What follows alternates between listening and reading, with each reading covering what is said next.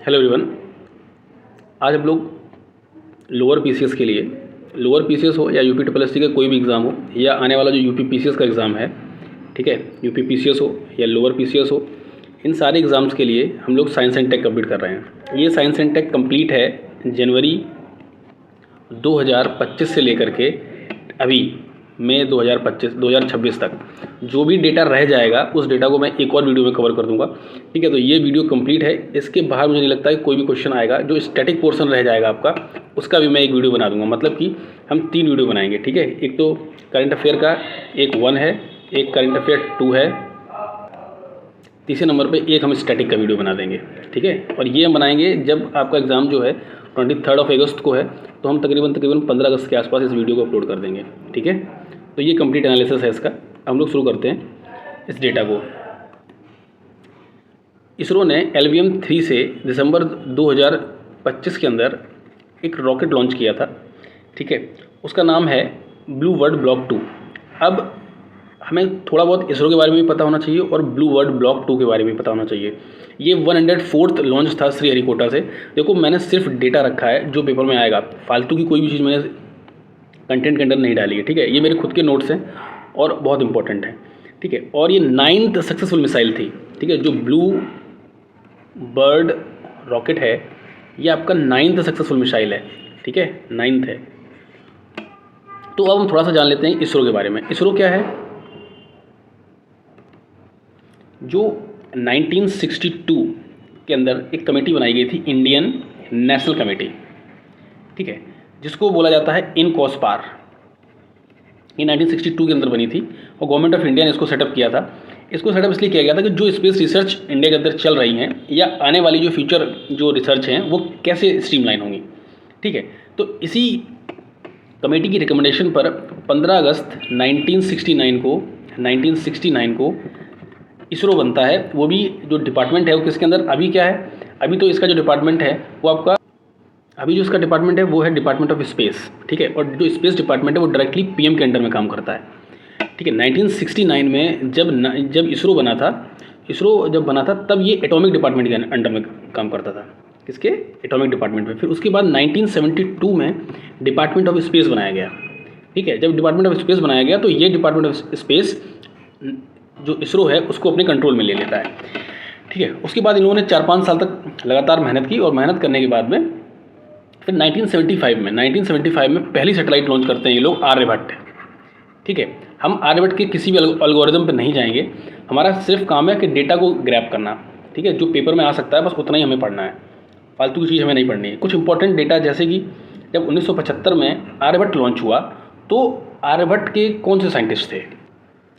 इसके साइंटिस्ट थे UR राव, ठीक है। Just a minute. इसके जो साइंटिस्ट थे वो थे UR राव। और ये जो आर्यभट्ट सैटेलाइट बनाई गई थी, आर्यभट्ट जो सैटेलाइट थी वो आपकी जो सोवियत यूनियन थी उसके साथ अपना एग्रीमेंट था, रशिया के साथ अपना एग्रीमेंट था कि हमको जो है पूरा सपोर्ट एक्सचेंज होगा, हम आपको सपोर्ट करेंगे, आप हमें सपोर्ट करोगे। इंडिया उस वक्त सपोर्ट करने की लायक स्थिति में नहीं था, तो रशिया ने हमारा सपोर्ट किया था। तो ये जो सैटेलाइट है, कई एग्जाम्स में इसकी डायरेक्ट डेट भी पूछी गई है। तो 19 अप्रैल 1975 को आर्यभट्ट सैटेलाइट लॉन्च हुई थी और इसका जो लॉन्च व्हीकल था वो था कॉस्मोस 3M रॉकेट, ठीक है। क्योंकि ये फर्स्ट थी इंडिया की तो इसके बारे में हमें पता होना ज़रूरी है।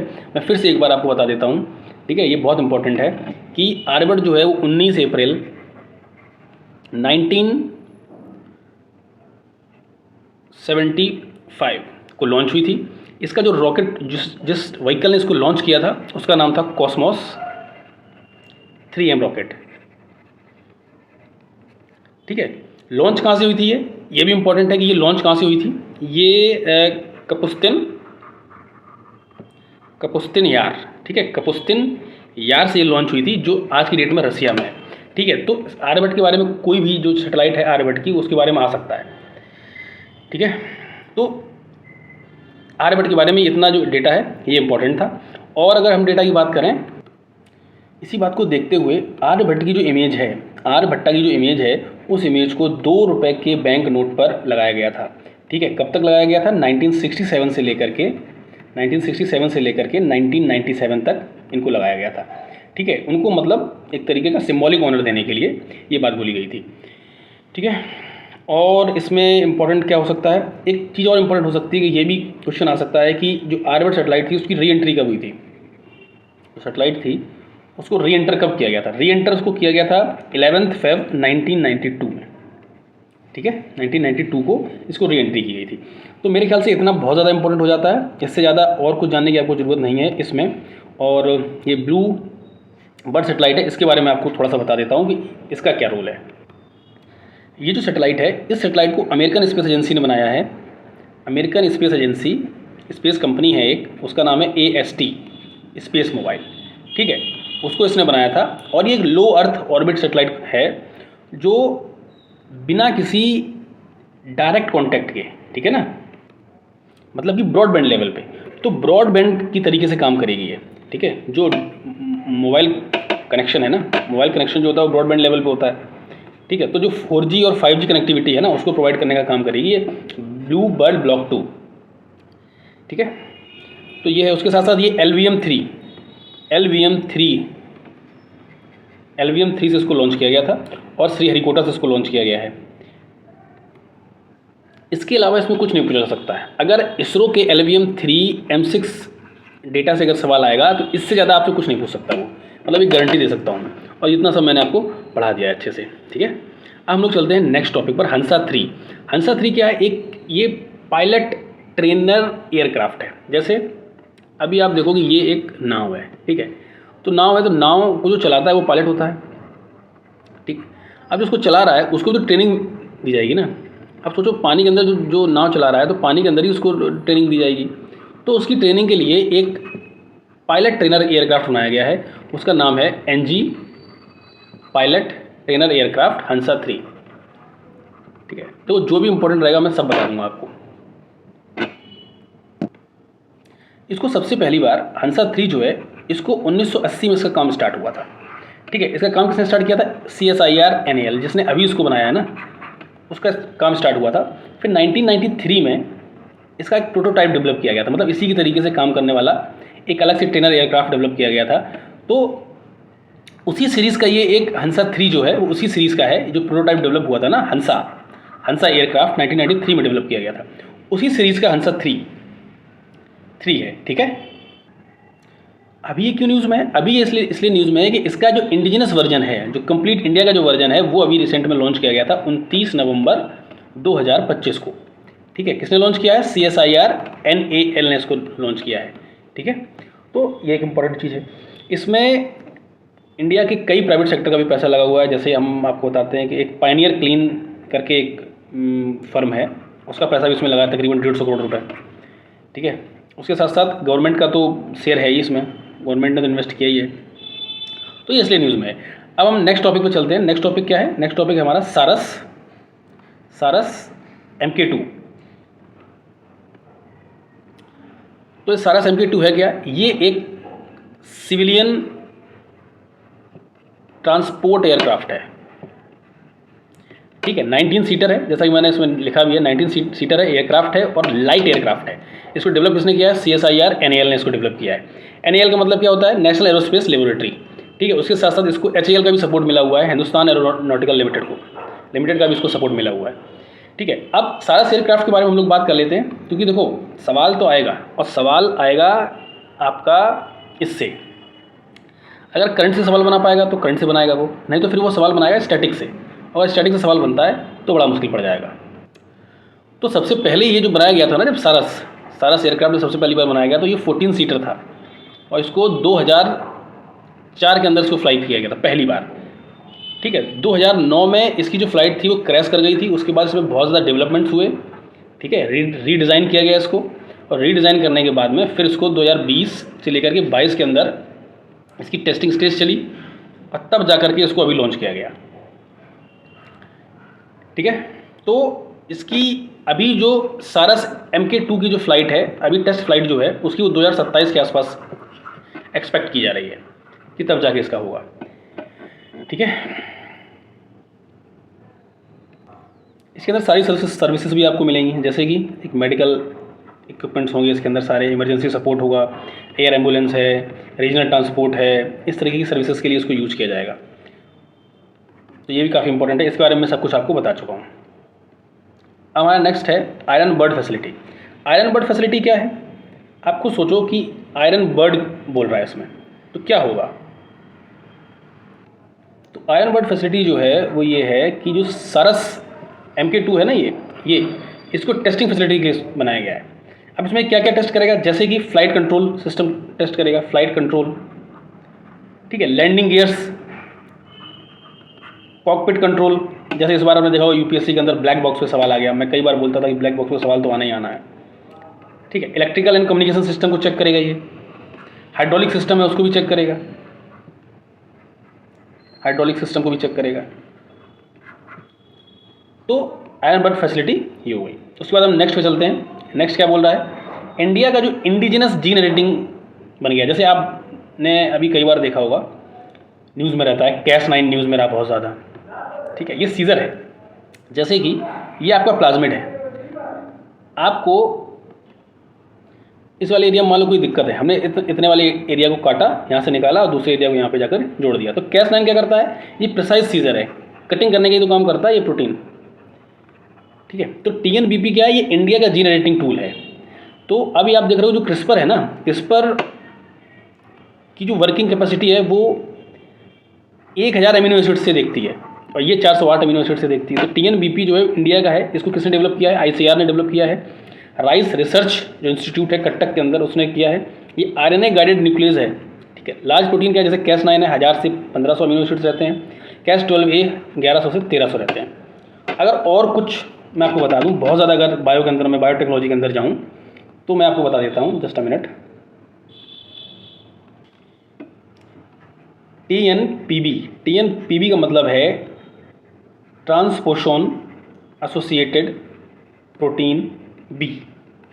ये एक RNA guided DNA cutting enzymes है, जैसे Cas9 है, ठीक है। जैसे क्रिस्पर के अंदर आप देख रहे हो, क्रिस्पर के अंदर हमको 12 एंजाइम्स मिलते हैं, ठीक है। जैसे जो आप क्रिस्पर की जो टेक्नोलॉजी देखते हो, तो क्रिस्पर के अंदर Cas9 है जिसके अंदर 9 एंजाइम्स हैं, Cas12 है जिसके अंदर 12 एंजाइम्स हैं, ठीक है। जो ये अभी तक जीन एडिटिंग के लिए यूज़ किए जाते थे, बहुत ज़्यादा इनको यूज़ किया जा रहा है जीन एडिटिंग के लिए।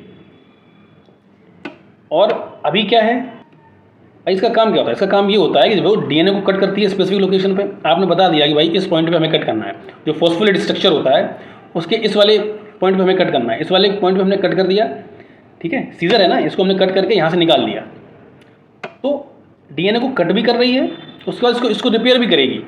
तो TNBP का काम है, TNBP का काम ये है कि DNA को कट तो किया ही उसने यहाँ से, उसके साथ साथ इसको रिपेयर भी करेगी वो, ओके। तो ये सबसे इंपॉर्टेंट है। तो अभी तक आपको 3 चीज़ें देखने को मिल रही होंगी। TNBP इंडिया का इंडिजिनस सीजर है, Cas9 और Cas12, ये 3 तरीके के सीजर हैं, ओके। तो ये भी DNA को कट कर रहा है प्रिसाइज लोकेशन पे और फिर उसको रिपेयर करेगा। ये भी DNA को कट कर रहा है प्रिसाइज लोकेशन पे। लेकिन अब इन तीनों में अंतर क्या है? इन तीनों में अंतर ये है कि इसका जो साइज़ है वो छोटा है, इनके जो साइज़ है वो बड़े हैं। इसका जो गाइडेड RNA है वो क्या है? वो राइट एंड पे है, ये राइट एंड पे ज़्यादातर रहता है आपका, ठीक है। cRNA क्या है? इसका जो है वो आपका रहता है cRNA, ठीक है। अभी इसकी डिलीवरी कैसी है? मतलब जो कट कर रहा है वो कैसी है? ईजियर है, आराम से कट कर देता है, नॉर्मली कोई दिक्कत नहीं है। ये और ज़्यादा आराम से कट कर देता है जो Cas9 है। तो ये क्या है? ये RNA गाइडेड DNA एंडोन्यूक्लियस है, बस इतना आपको समझना है। सवाल इससे ज़्यादा नहीं आएगा। इसको किसने डेवलप किया है? ICAR ने डेवलप किया है, राइस इंस्टीट्यूट ने इसको डेवलप किया है। इससे ज़्यादा क्वेश्चन कहीं आपको देखने को नहीं मिलेगा, ठीक है। जैसे अब और आपको मैं नॉर्मली इसको समझा देता हूँ, जस्ट अ मिनट, ठीक है। और ज़्यादा इसमें कुछ है नहीं मेरे ख्याल से। अगर और ज़्यादा कुछ होगा अगर इसमें, तो मैं आपको जो स्टैटिक की क्लास लूँगा उसमें बता दूँगा, क्योंकि करंट तो इसमें कंप्लीट हो गया पूरा, ठीक है। क्योंकि बहुत ज़्यादा हम अगर जीन एडिटिंग पे जाएंगे, जैसे जीन एडिटिंग वाला जो सीन है, जैसे आप देखते हो कि जो CRISPR-9 है या Cas9 है वो कैसे कट करती है DNA को। जैसे ये DNA का सीक्वेंस है आपका, देखो इस तरीके से, ठीक है। ये DNA का सीक्वेंस है। यहाँ पे मान लो कोई दिक्कत आ गई तो यहाँ पे वो क्या करेगा? इतने एरिया को कट कर देगा, कट करके इसका जो सीक्वेंस है उसको मॉडिफाई कर देगा, ठीक। तो यही इसका काम होता है। इसका काम कोई बहुत ज़्यादा वो नहीं है, कॉम्प्लेक्स नहीं है, इतना ही इसका काम होता है। सीजर है ना, ये सीजर मतलब प्रिसाइज लोकेशन पे कट कर देना। ओके, नेक्स्ट जो न्यूज़ है अपनी वो ये है कि Gen Z post office IT Delhi के अंदर जेनजी पोस्ट ऑफिस खोला गया था। ओके, उसके साथ साथ अपनी जो नेक्स्ट न्यूज़ है वो है India's international science festival. India का जो इंटरनेशनल साइंस फेस्टिवल है वो कब हुआ? ये आपका 2015 के अंदर इसको लॉन्च किया गया था। अभी रिसेंट में 6 से 9 2025 में ये हुआ है, दिसंबर को। कहाँ पे हुआ है? पंचकुला, हरियाणा में। क्या हुआ है? India international science festival 2025। ठीक है, अब हम कुछ इसके बारे में कुछ डेटा देख लेते हैं, कब लॉन्च हुआ, क्या है। सबसे पहले ये 2015 के अंदर लॉन्च हुआ था। कहाँ पर हुआ था? न्यू दिल्ली के अंदर हुआ था सबसे पहली बार। उस बार से अभी तक हर साल ये ऑर्गेनाइज होता है। इसमें प्रमोट किया जाता है, इसमें इनोवेशन को प्रमोट किया जाता है। ठीक है, इसमें शोकेस होता है अपने इंडिया का जो साइंस एंड टेक है वो।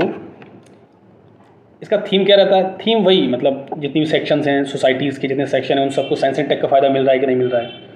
ठीक है, अभी इंपॉर्टेंट ये आ सकता है, सवाल स्टेटमेंट बेस्ड में बना के दे सकता है पहले और दूसरे में, कि इसको जो है ministry of science and technology और ministry of earth and sciences, ये दोनों मिलकर ऑर्गेनाइज करती हैं। तो बिल्कुल सही बात है, ये दोनों मिलकर इसको ऑर्गेनाइज करती हैं। इसी प्रकार से इसमें एसोसिएशन किसका रहता है? व्यंजना भारती, जो विभा है वो एक नेशन वाइड मूवमेंट था, उसका भी इसमें योगदान रहता है।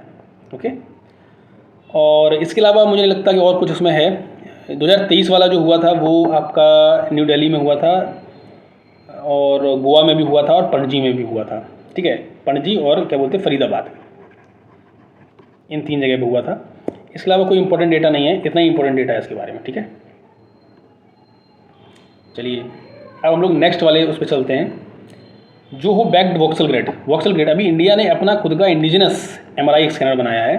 ठीक है, इसका जो पावर है वो 1.5 टेस्ला का है। ठीक, अब आपको टेस्ला ही बता देंगे क्या होता है, हम आपको ये बता देंगे कि जोहो क्या है। ओके, इसमें हम स्टार्टिंग से शुरू करते हैं।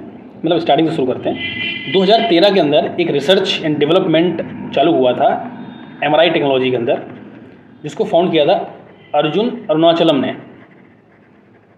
ठीक है, लगातार 11-12 साल तक उन्होंने पूरा अपना रिसर्च किया। उसके बाद 25 दिसंबर 2025 को MRI जो स्कैनर आप देख रहे हो, जो न्यूज़ ये वाली इंडिजिनस जो है, जो बैक्ड वोक्सल ग्रिड वाला, ये इंस्टॉल किया गया। ये कहाँ पर किया गया? 1.5 टेस्ला का MRI स्कैनर है। ये चंद्रपुर कैंसर केयर जो फाउंडेशन है नागपुर में, वहाँ पर इसको इंस्टॉल किया गया है। कहाँ पर? Chandrapur cancer care foundation, Maharashtra के अंदर। ठीक है, अभी जोहो कॉर्पोरेशन है। जोहो कॉर्पोरेशन तकरीबन इसमें 35 से 40 करोड़ रुपए लगाया है इस वाले प्रोजेक्ट में। ठीक है, इंडिया का जो बायोफार्मा मिशन था, नेशनल बायोफार्मा मिशन, उसने भी इसको फंड किया है बिरेक के साथ मिलके। तकरीबन 15 से 16 करोड़ रुपए इसको दिया गया है डेवलपमेंट के लिए। ठीक है, तो अब हम जोहो और टेस्ला और देख लेते हैं। जोहो जो है, जोहो 1996 के अंदर इसको फाउंड किया गया था। ये USA में कैलिफोर्निया के अंदर फाउंड हुआ था, और इंडिया का बंदा था उसने, श्रीधर वेम्बू ने इनको फाउंड किया था। अभी रिसेंट में ये इंडिया के कई साइंस एंड टेक्नोलॉजी प्रोजेक्ट्स के अंदर जो है इन्वेस्ट कर रखा है इन्होंने, और श्रीधर वेम्बू को इसी वजह से पद्मश्री भी मिल चुका है, पद्मश्री। ठीक है, मैं इसका कलर चेंज कर देता हूँ, जस्ट अ मिनट। पद्मश्री भी मिल चुका है इनको। ठीक है, और एक्स्ट्रा कोई फंडिंग नहीं है इसमें, सिर्फ यही एक फंडिंग है, इसके अलावा और कुछ नहीं। अब हम बात करेंगे टेस्ला के ऊपर। टेस्ला क्या है? टेस्ला जो है, Tesla 1 weber upon metre square, ये है टेस्ला। आ सकता है सवाल साइंस एंड टेक के अंदर पूछा जा सकता है कि वो टेस्ला न्यूज़ में है, तो 1 वीवर मतलब वीवर अपॉन मीटर स्क्वायर, इसका मतलब क्या है? 1 टेस्ला। तो अब ये 1.5 टेस्ला का MRI क्यों इसमें बनाया गया है? क्यों? क्योंकि जो स्टैंडर्ड हॉस्पिटल्स हैं जितने भी, वो 1.5 टेस्ला का ही MRI यूज़ करते हैं। ठीक है, और दूसरा एक जो वर्जन है 3 टेस्ला का भी यूज़ होता है, लेकिन 3 टेस्ला जो बहुत ज़्यादा एडवांस रिसर्च के अंदर यूज़ किया जाता है उसको। ठीक है, तो यहाँ पर उसका कोई इतना ज़्यादा मतलब नहीं होता है। ओके, और इससे ज़्यादा मुझे लगता है कि इसमें कुछ है नहीं इंपॉर्टेंट, बस इतना ही है। नेक्स्ट क्या है? India first private earth observation satellite. अब अर्थ ऑब्जर्वेशन कॉन्स्टलेशन ये बनाया गया है। इसको पिक्सल स्पेस इंडिया लिमिटेड ने बनाया है। पिक्सल स्पेस इंडिया इंडिया की एक प्राइवेट कंपनी है, 2019 के अंदर बेंगलुरु बेस्ड है, ये बेंगलुरु में है इसका हेडक्वार्टर। ठीक है, इसको जो है क्षितिज खंडेलवाल और अवैस अहमद ने बनाया था। ओके, और 2019 से लगातार ये अभी तक काम कर रही है। तो इसने ये जो बनाया है इंडिया का first private earth observation satellite, ये इसमें इन्वेस्टमेंट है 1200 करोड़ के आसपास का। ठीक है, इसके अंदर 12 अर्थ ऑब्जर्वेशन सैटेलाइट्स हैं। ठीक है, 12 सैटेलाइट्स हैं, पूरे कॉन्स्टलेशन बनाया है इसने। कॉन्स्टलेशन मतलब ग्रुप ऑफ सैटेलाइट्स। तो इसके अंदर कितनी सैटेलाइट्स हैं? 12 सैटेलाइट्स हैं इसके अंदर। ठीक है, और ऐसा कुछ इसमें इंपॉर्टेंट है नहीं। रिसेंट में मैं आपको बता देता हूँ, जो मिशन दृष्टि एक चालू हुआ है अभी मई में, अभी रिसेंट में मई में चालू किया गया है इसको, 3 से 4 मई को। ठीक है, जस्ट मिनट में आपको बता देता हूँ। अभी मिशन दृष्टि एक चालू किया गया है 2026 के मई में। ठीक है, तो मिशन दृष्टि में क्या हुआ है, इसमें भी प्राइवेट अर्थ ऑब्जर्वेशन सैटेलाइट्स बनाई जा रही हैं। ये कौन डेवलप कर रहा है इनको? गैलेक्सी आई इसको डेवलप कर रही है, बेंगलुरु बेस्ड प्राइवेट कंपनी है। और इसका जो लॉन्च व्हीकल होगा वो होगा स्पेस एक्स का जो फाल्कन 9 रॉकेट है, जो सबसे धुआंधार रॉकेट, सबसे बेहतरीन, सबसे हैवी रॉकेट जो है वो। ठीक है, तो अभी इसी ने जो गैलेक्सी आई है, इसने वर्ल्ड का पहला ऑप्टोसार सैटेलाइट लॉन्च किया है। वो ऑप्टिकल और सिंथेटिक अपर्चर रडार जो है उसकी इमेजिंग करेगा अकेले सिंगल वन स्पेसक्राफ्ट से। ठीक है, तो ये रिसेंट में भी लॉन्च किया गया। जनवरी के अंदर एक ऐसे ही इंडिया का जो है private led EO satellite network चालू किया गया था। उसके अंदर भी 12 सैटेलाइट्स थी। ठीक है, 12 अर्थ सैटेलाइट्स थी। तो मुझे लगता है इतना इंपॉर्टेंट है, इसके अलावा और कुछ आपको जानने की जरूरत नहीं है, क्योंकि इतना ही पेपर में आता है। ठीक है, नेक्स्ट क्या है? LRASHM long range antiship hypersonic missile. ये DRDO ने भी रिसेंटली लॉन्च की है। ठीक है, इसको किसने लॉन्च किया है? DRDO ने। और इसकी जो स्पीड है वो कितनी है? मैक 10 के आसपास इसकी स्पीड है। नेक्स्ट हम लोग आ जाते हैं बायोसेफ्टी लेवल 4 ऑब्जर्वेटरी पर। ठीक है, बायोसेफ्टी लेवल 4 जो लेबोरेटरी है ये गुजरात के अंदर बनी है। अब इंपॉर्टेंट ये है इसमें कि बायोसेफ्टी लेवल 4 क्या होता है, तो फिर हमें ये भी जानना होगा लेवल 1, लेवल 2, लेवल 3, ये 3 भी तुम्हें जानने पड़ेंगे। ठीक है, तो इसको बनाया किसने? National institute of virology. Virology का जो इंस्टीट्यूट है वो कहाँ पर है आपका? वो है आपका पुणे के अंदर। ठीक है, तो गुजरात में बना है बायोसेफ्टी फ्यूल लेबोरेटरी 4। अब हम 1, 2, 3 भी देखेंगे। अब देखो जो लेवल 1 है, जो जस्ट अ मिनट, हाँ, लेवल 1 जो है, लेवल 1 क्या कर रही है? लेवल 1 ऐसी लैब्स होती हैं जो ऐसे एजेंट्स को हैंडल करती हैं जो नोन नहीं है। ठीक है, आपको मान लो किसी ह्यूमन ने किसी ह्यूमन को कोई वायरस एंटर कर गया उसके अंदर, जैसे कि जो कोरोना वायरस था स्टार्टिंग में वो लेवल बायोसेफ्टी के लेवल 1 में आ रहा था। लेवल 1 लेबोरेटरी में उसको रिसर्च की गई थी, क्योंकि उसके बारे में कुछ पता नहीं था। जब हमें उसके बारे में मान लो पता लग गया, ठीक है, हमको जैसे ही पता लग गया, तो फिर हम क्या करेंगे? फिर वो जाएगा लेवल 2 में। लेवल 2 में क्या है? हमने उसका पूरा वो ढूंढ लिया, मतलब लेवल 1 के अंदर हमने उस पर रिसर्च करी, और रिसर्च करने में हमने उसके बारे में ढूंढ लिया कि अब ये ट्रीटेबल है कि नहीं। जो वायरस ट्रीटेबल है वो वायरस चला जाता है लैब 2 के अंदर। वहाँ पे क्या है? वहाँ पे हम ये देखते हैं कि वो ट्रीटेबल है और उसके साथ साथ वो ट्रांसमिट तो नहीं हो रहा है, कहीं ट्रांसमिट तो नहीं हो रहा है। ठीक, तो वो कंट्रोलेबल है, मतलब उसको हम कंट्रोल कर ले रहे हैं, जैसे हमने कोरोना वायरस को कंट्रोल किया। लेवल 3 क्या है? लेवल 3 बोलता है, जस्ट अ मिनट, आप लोग नोट्स बना लेना इसके। लेवल 3 क्या बोलता है? लेवल 3 वो वाला है जो मतलब एक तरीके का सीरियस जो डिसीजेस हैं उनको देखता है। ठीक है, आपने इनहेल कर लिया, आपने सांस लिया अंदर, वो अंदर चला गया वायरस, उसको ट्रीट करने के, जैसे कोविड-19 था, जैसे माइकोबैक्टीरियम ट्यूबरक्लोसिस है, आपने इनहेल कर लिया, अंदर चली गई, लेकिन उसका ट्रीटमेंट अवेलेबल है। ठीक है, लीथल है लेकिन उसका ट्रीटमेंट जो है वो अवेलेबल है। ऐसे ही अब आ जाओ 4 पे।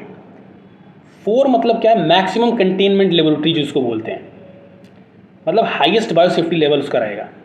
जितनी भी भयानक बीमारी है, जैसे इबोला वायरस है, मार्बर्ग वायरस है, लिख देता हूँ मैं, जैसे मार्बर्ग वायरस है, इबोला है, लासा फीवर है, ये सब क्या हैं? ये सारी की सारी हैं खतरनाक बीमारी, और ख़तरनाक बीमारी के लिए जिसके लिए वैक्सीन अभी तक नहीं है या ट्रीटमेंट अभी तक नहीं है, वो जितनी भी आएंगी आपकी BSL-4 के अंदर आएंगी, जिसमें हाई ट्रांसमिबिलिटी है, ट्रांसमिशन रेट बहुत हाई है इसका, ट्रांसमिशन रेट बहुत हाई। जैसे अभी आप देख रहे हो हंटा वायरस आया एक, जस्ट अ मिनट,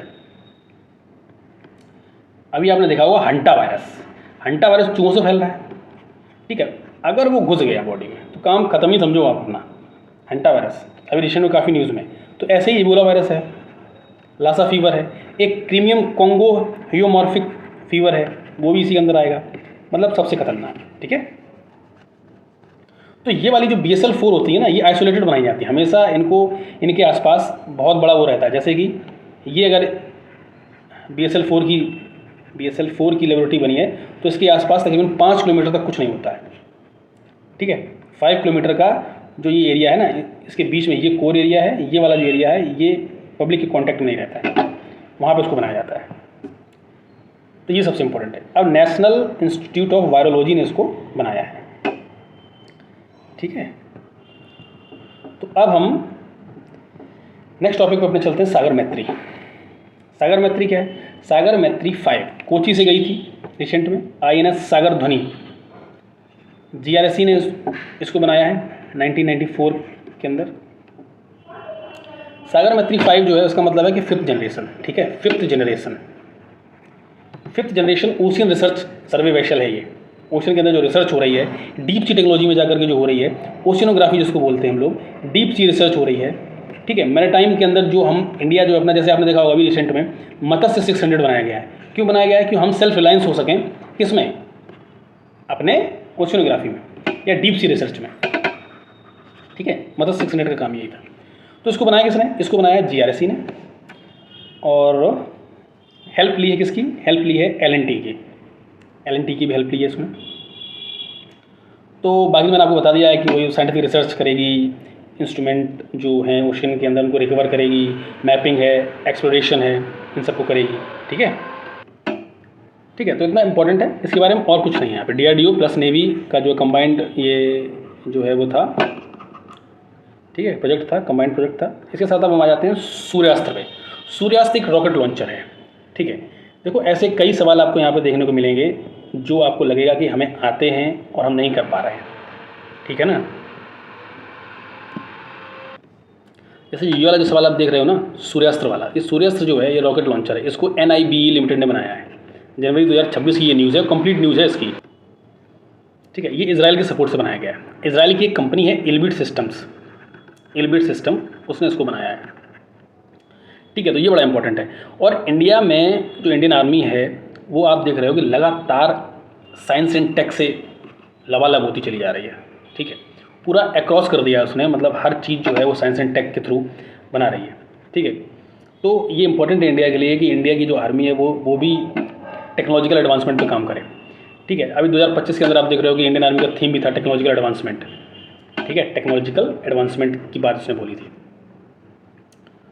तो अभी जो ये है रॉकेट लॉन्चर सूर्यास्त्र, इसका काम क्या है, ठीक है। इसके मल्टीपल काम्स हैं, ठीक है। एक तो ये लॉन्च करेगा, ठीक है, रॉकेट लॉन्चर है तो लॉन्च करेगा, जो एम्यूनिशन है उसको भी ले जाएगा ये, ठीक है। इसका काम रहेगा लॉन्ग रेंज में प्रेसिजन करना, नेविगेशन करना, हाई एक्यूरेसी के साथ में चीज़ों को दूर तक ले जाना, ठीक है। इसका काम है मोबिलिटी और सर्विलांस का, सूर्यास्त्र का,